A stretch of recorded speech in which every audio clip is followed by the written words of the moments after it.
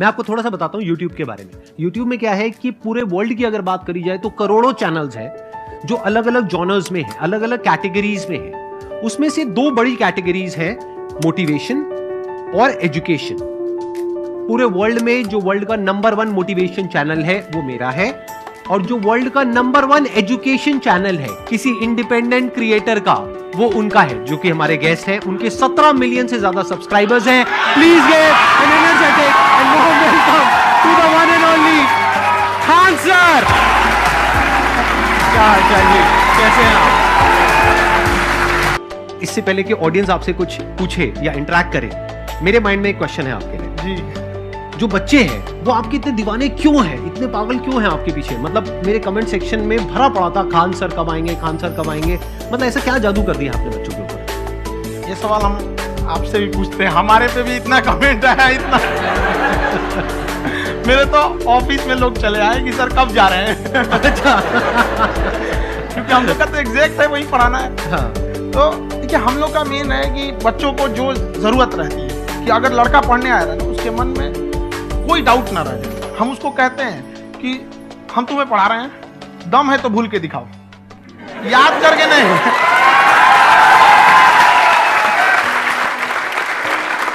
Plus आप जिस price point पे पढ़ा रहे हैं, आई थिंक वो सबसे कम है, वो बहुत ही कम है। सर, ये जो फीस का कल्चर है, ये हमारा इंडियन कल्चर नहीं है। हमारा इंडियन कल्चर गुरु दक्षिणा है, उस हिसाब से वो सही है। ऑक्सीजन जैसे जिंदगी के लिए जरूरी है, वैसे एजुकेशन जरूरी है। कोई ये नहीं कह सकता है कि पैसे की वजह से वो खान सर के यहाँ से लौट गया। क्या बात है।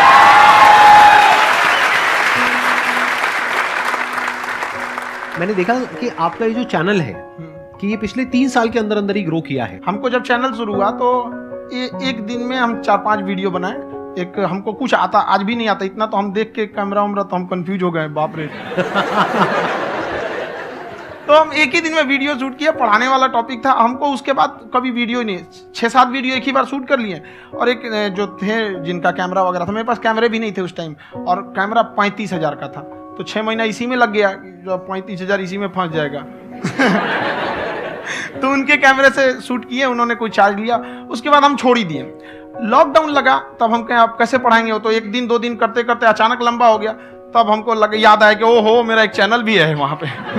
तो उस समय उस पर लगभग 30,000 सब्सक्राइबर हो चुके थे। तो जैसे लॉकडाउन लगा तो उस पर पढ़ाना चालू किया, और पता नहीं क्या लोगों को पढ़ाई में इतना इंटरेस्ट आ गया कि आपका स्टाइल ऐसा है थोड़ा सा। आप आई थिंक पढ़ाई के साथ साथ में जो बीच बीच में आप थोड़ा बहुत छोड़ते रहते हैं ना, मतलब जो एंटरटेनमेंट चलता रहता है। ये बात हम देखिए, जब हम गुलाम थे ना, तो अंग्रेजों ने एक चाल चला था कि भारत को हम फिजिकली गुलाम रखेंगे 100-200 साल, मेंटली 1000 साल कर देंगे। उन्होंने पढ़ाई का मॉडल चेंज कर दिया। उन्होंने ऐसा डिजाइन किया कि टीचर की रिस्पॉन्सिबिलिटी है वो पढ़ा के चला जाए। टीचर की रिस्पॉन्सिबिलिटी यहां खत्म नहीं हो जाती है। पढ़ाना तो कोई भी पढ़ा सकता है, टीचर की इससे बड़ी रिस्पॉन्सिबिलिटी होती है उसे समझाना। वो समझा कि नहीं समझा। अगर लड़का आपके समझाने के बाद डाउट रह गया तो ये आपकी गलती है। लड़का हमसे पूछता है, सर इतनी भीड़ है आपके पास, तो कहते सर डाउट कैसे पूछेंगे? हम कह रहे यार, तुम्हारा डाउट बचेगा तब ना पूछेगा तुम डाउट यहाँ पे।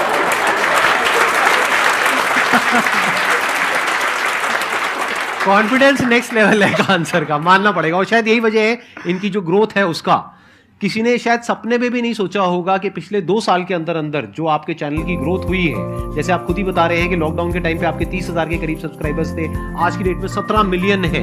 और मेरा एक क्वेश्चन और है, इससे पहले कि ऑडियंस में से आपसे कोई क्वेश्चन पूछे, कि कई बार आप ऐसे भी टॉपिक्स टच करते हैं जो थोड़े से कंट्रोवर्शियल है या थोड़े से सेंसिटिव है, जिसके ऊपर बात करने की हिम्मत आई थिंक बहुत ही कम लोगों में है। तो आपको कभी ये नहीं लगता है कि कहीं ज्यादा तो नहीं हो रहा है, इसको थोड़ा रोक देते हैं, थोड़ा कम कर देते हैं? क्योंकि कोई लाइन ही नहीं है वैसे तो बोलने को, तो आप कुछ भी बोल दो, कितना भी बोल दो। हुई है कंट्रोवर्सी बहुत बार। एक्चुअली बचपन से हमको फौज में जाना था, और फौज वालों के लिए ये सब मायने नहीं रखता। उसको करना है मतलब करना है, तुम सामने कुछ भी रहो, डजंट मैटर।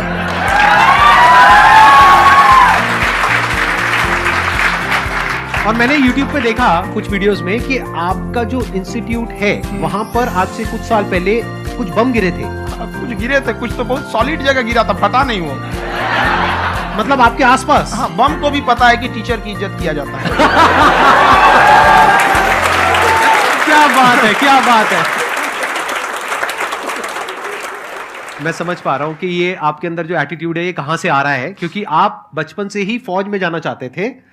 तो आप जंग के मैदान में ही खड़े हैं एक तरीके से, बस फर्क यह है कि आपके हाथ में कलम है, हथियार ना हो करके। हथियार से एक आदमी की जान जा सकती है, हाँ। कलम से बहुत ताकत होता है। शिक्षा एक ऐसा हथियार है ना, हर कुरीतियों से लड़ सकता है, हर तरह की समस्याओं से, और ये एक ऐसा हथियार है, मेटल डिटेक्टर में भी नहीं पकड़ाता है।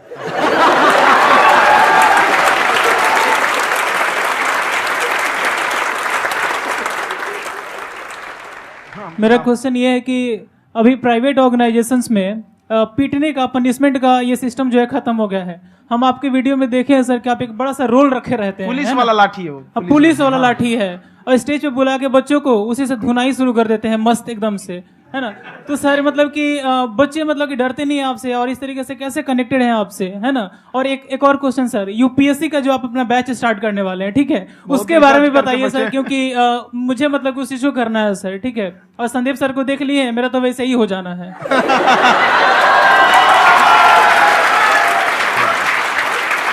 क्या हो जाना है? मेरा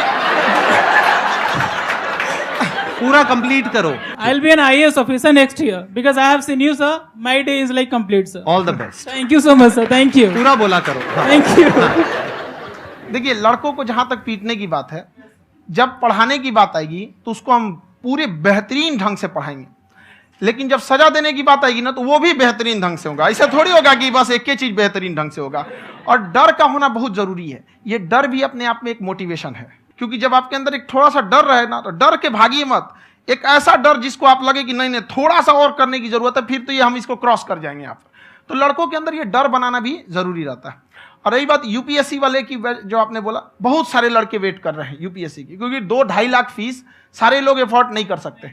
और हमारा वही रहता है, हम तो ज्यादातर हमारे स्टूडेंट देखेंगे तो किसी के रिक्शा वाला, सब्जी वाला, यही लोग, इनको तो 2.5 लाख रुपया, इनके पास पूरी संपत्ति नहीं होती है, फीस कहाँ से भरेंगे वहां पे, उसके बाद रहेंगे कहाँ से। तो ऑल ओवर इंडिया से, कश्मीर से कन्याकुमारी तक, गरीब से गरीब भी लड़का उसको पढ़ सकता है। यही कुछ 1000 रुपये मंथली, 12-14 हजार साल का पड़ेगा, खत्म हो जाएगा इतना में।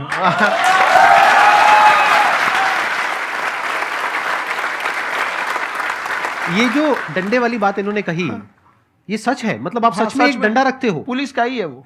और मारते हो? हाँ, कि मतलब अगर कोई लड़की छेड़ता है या ऐसा कोई भी उल्टा पुल्टा काम पढ़ाई करता लिखाई है, कुछ भी गलती करेंगे तो पिटाएंगे वो यहाँ पे, कैमरे पे, ऑन कैमरा, जैसा भी रहे, कुछ भी पिटाना तो उनको फिक्स है। एक तो कोई मतलब विधायक जी थे, उनके लड़का को पीट दिए, तो चला दल बल लेके अपना वहां पे। उसने घर पे नहीं बताया था कि सर ने पीटा है, बस बोल दिया कोचिंग में पीटा है। बाद में पता चला हम पीटे हैं, तो उसके पिताजी मेरे सामने और पीटे।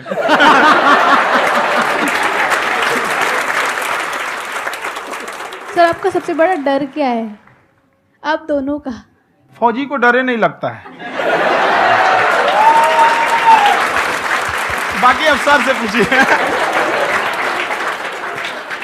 आज के सेशन से पहले कोई डर नहीं था, लेकिन अब मुझे इनकी डंडे वाली कहानियां सुन करके डर लग रहा है कि कहीं मैंने गलती से कुछ बोल दिया अरे ऐसा और नहीं, इन्होंने कहीं पीछे कुछ रखा हुआ है, और यहीं आ करके अगर इन्होंने मेरी पिटाई कर दी तो बहुत बुरा हो जाएगा। तो इसलिए हमको थोड़ा डर लग रहा है।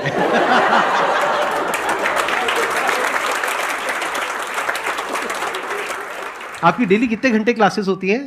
6-7 घंटे। अभी भी खुद ही करते हो आप? हाँ, खुद ही हमारे classes स्टाफ करते हो? परेशान रहते हैं। हम 1:30-2 बजे सोते हैं, सुबह 6 बजे उठ जाते हैं, परेशान रहते हैं। यार इतना क्यों करते हो, है ना? कभी तो उनको भी साथ साथ लगना पड़ता है ना? उनको साथ साथ लगना पड़ता है। हम जग गए तो कोई सोया थोड़ी रहेगा, परेशान रहते, दिन में सोते ही नहीं है बेचारा, कहीं कहीं जाके सोते रहता है। हम सीट बांध दिए कि भाई तुम इस समय सो जाना, तुम इधर सो जाना। आपकी शादी हो गई या नहीं हुई अभी? मेरी खुशहाली देख के आप आइडिया लगा सकते हैं।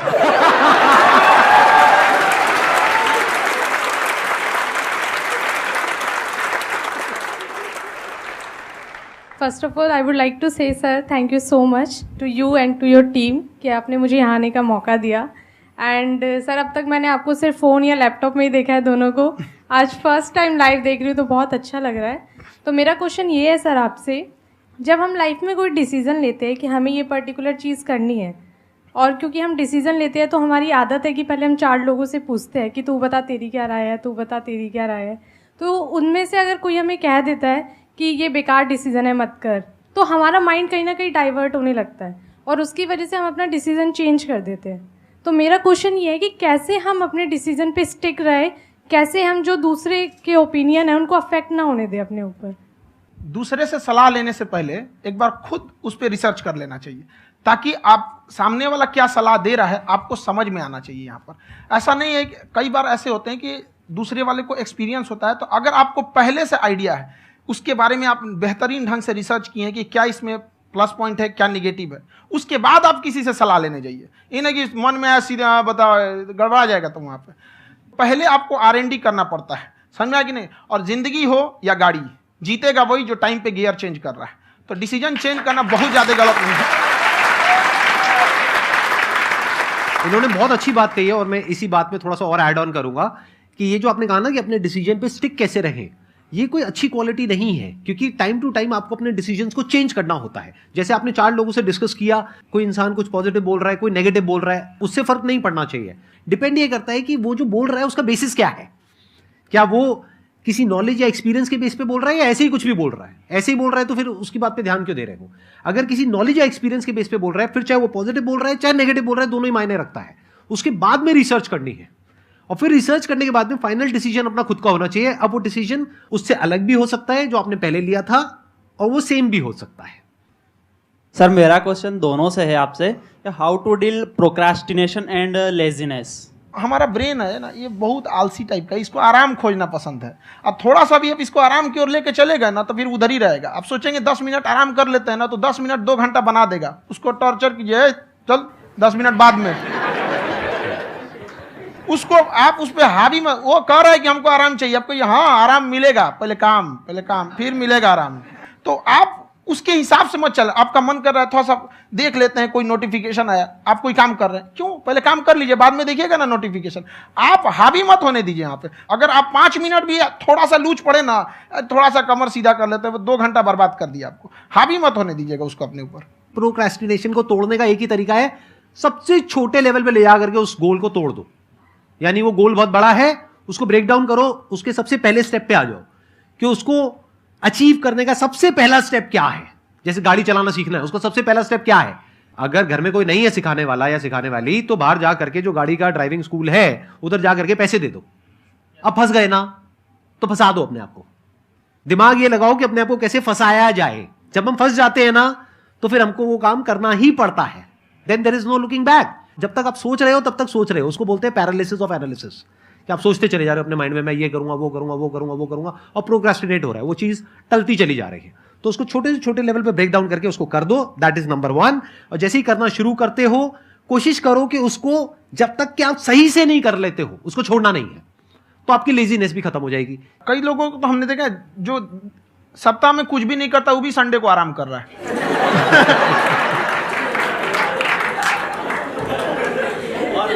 वैसे कहा भी जाता है कि अगर कोई काम आपको करवाना है ना तो ऐसे किसी इंसान को दो जो बिजी है। हाँ। ऐसे आदमी को मत दो जो खाली है। ये परफेक्ट एग्जाम। किसी को भी आप देखिएगा जिसको आप कहते हैं कि मतलब थोड़ा ठीक ठाक आप समझते हैं कि नहीं ये बहुत आगे निकल, वो एक काम को खत्म करने के बाद कभी आराम नहीं करेगा। एक काम खत्म हुआ उसको लगेगा हाँ एक खत्म हो गया, अब दूसरा करना चाहिए। और वही जिसको देखिएगा एक खत्म हो गया और आराम करना चाहिए, कभी नहीं, लाइफ में आखिरी सांस तक। सर यहाँ पे सब हिंदी में पूछते हैं, इंग्लिश में पूछते हैं, मैं भोजपुरी में पूछूं? जौन भाषा ठीक लगे तोने में पूछ दो। हाँ सर।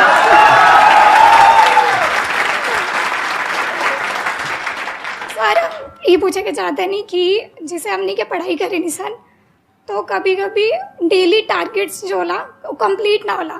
अगर टारगेट्स कंप्लीट भी होला तो फिर ऐसा इरिटेशन या फिर वो एंजाइटी या फिर कि और करना है या फिर अभी नहीं हुआ, वो चीज़ हमेशा रहेला। तो वो कम कैसे करल जाए? देखिए टारगेट्स को ना हम लोग को एक अपने हिसाब से पहले फिट करना चाहिए। ऐसा नहीं कि दूसरे किसी इंसान को देख के हम टारगेट फिट कर ले। कोई लड़का 8 घंटा पढ़ रहा है, कोई पहली बार अभी पढ़ना ही चालू किया, उसको देख के 8 घंटा पढ़ेगा तो पढ़ाइए छोड़ देगा।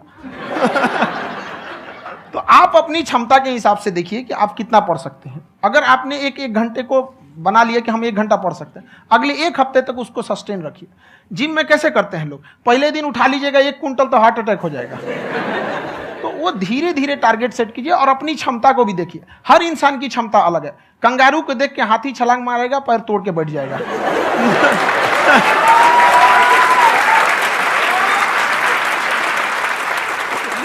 अब संदीप सर का मोटिवेशन देख के इसका मतलब क्या कि ट्रेन के आगे खड़ा हो जाएंगे, ढकेल देंगे तुमको। हालांकि ऐसा कर देते हैं, लेकिन ऐसा करिएगा लोग नहीं, क्षमता पता होना चाहिए। आपके अंदर एंजाइटी हो रही है कि मैंने कर तो लिया है, आप ये नहीं कह रहे कि मैंने कुछ भी नहीं किया है फिर मेरे को एंजाइटी हो रही है, आप ये कह रहे हो मैंने काफी कुछ कर लिया है फिर भी एंजाइटी हो रही है कि कहीं कुछ छूट तो नहीं गया है। तो बेसिकली आपको ये देखना है कि अगर आपके अंदर ये एंजाइटी हो रही है, that means you are a very good student, आप एक अच्छे स्टूडेंट हो। क्यों? क्योंकि बहुत सारे स्टूडेंट्स तो ऐसे हैं उनको पढ़ने के नाम से एंजाइटी होती है। तो आपको एंजाइटी हो रही है कि मैंने पढ़ लिया, दिन में मानो 8 घंटे का आपने टारगेट सेट किया और 6 घंटे पढ़ लिया, या मान लो 8 घंटे भी पढ़ लिया, फिर भी एंजाइटी हो रही है कि मैंने 10 घंटे नहीं पढ़ा। तो ये तो अच्छी क्वालिटी है ना, ये तो एक ब्रिलियंट स्टूडेंट की क्वालिटी है, क्योंकि एंजाइटी उसी को होती है जो केयर करता है, जिसको परवाह है, उसी की तो एंजाइटी होती है। जैसे माँ को अपने बच्चे की, जैसे एक माँ को अपने बच्चे को लेकर के एंजाइटी होती है। हंस लो मजाक उड़ा लो मेरा। कोई बात नहीं, एडिट कर देंगे इसको हम। हाँ।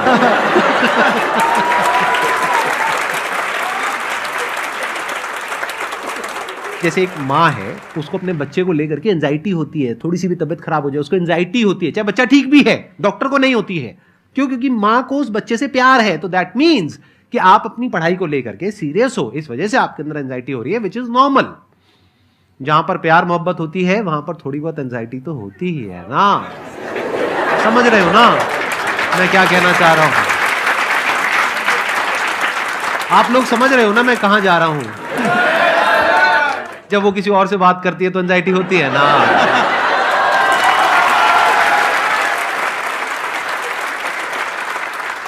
सर आपकी स्टोरी हमने सुनी थी, तो एक टाइम आया था जब आप गंगा किनारे जाके बैठ गए थे, उस समय आपको कुछ समझ नहीं आ रहा था, तो उस समय मतलब आपने ये डिसीजन कैसे लिया कि अब आगे नहीं, यहाँ से वापस जाना है? रास्ता ही नहीं था। घर जाने के लिए एटलीस्ट 90 रुपए चाहिए थे, जेब में 40 रुपए थे, कैसे घर जाते हैं? और हम गंगा के किनारे चुपचाप बैठे बैठे हम कहें कि अब बहुत टेंशन हो गया, अब घर जाना चाहिए। रूम पे तो किराए के रूम पे ही आदमी सारे लोग रहते, गए वहाँ पे तो रूम लॉक हो गया था। तुम खटखटाए तो ऊपर से गुस्सा से बोले जो ऑनर थे, क्या टाइम हो गया है? तुम कहे 9-10 बज रहा होगा। घड़ी देखिए तो 2 बज रहा था, रात का 2-2:30 बज गया था वहाँ। टेंशन में आप तो होता है, कई बार ऐसा समय आएगा कि लगेगा जैसे अब कुछ नहीं हो सकता है, तो इससे घबराना नहीं है। कभी कभी गुच्छे की आखिरी चाबी भी ताला खोल देती है। जो बातें आपने बताई कि घर में प्रॉब्लम्स ये तो बहुत लोगों ने फेस करी वहां पर, आप अकेले नहीं है, बहुत लोगों ने ये प्रॉब्लम्स फेस करी, बहुत तरह की प्रॉब्लम्स देखी, बहुत तरह की स्ट्रगल्स देखी, लेकिन वो सब इतने कामयाब नहीं हो पाए जितने कि आप हुए। तो आपके अंदर ऐसा कुछ ना कुछ है जो औरों के अंदर नहीं है, तो वो मैं जानना चाह रहा हूं कि वो ऐसा क्या था जहां से कि आपका दिमाग यहां तक सोच पा रहा है कि मैं पूरे इंडिया में इतने बड़े लेवल का चेंज लेकर के आ सकता हूं, एजुकेशन फील्ड में रेवोल्यूशन लेकर के आ सकता हूं। ये सोचना ही बहुत लोगों के बस का नहीं है। मेरी एक खुद की थिंकिंग, अगर हमको कोई 100 रुपए किसी काम के लिए दिया, हम सबसे यही कहते हैं, तो हम कोशिश करते हैं उसे 200 का रिटर्न दे। अगर कोई हमसे 200 रुपया फीस दे रहा है, 250 दे रहा है, तो हम उसको ये कोशिश करते हैं कि तुम्हें ऐसा लगे कि नहीं भैया हमने 10-20 हज़ार का पढ़ लिया यहाँ पर। वो ईमानदारी से कभी कमी नहीं। और हमेशा अगर हम प्रॉमिस एक्स का करते हैं तो डिलीवर 4x करना चाहते हैं। ध्यान से सुनना और ध्यान से समझना इस फर्क को, अगर आप समझ पाए तो बहुत आगे जाओगे लाइफ में।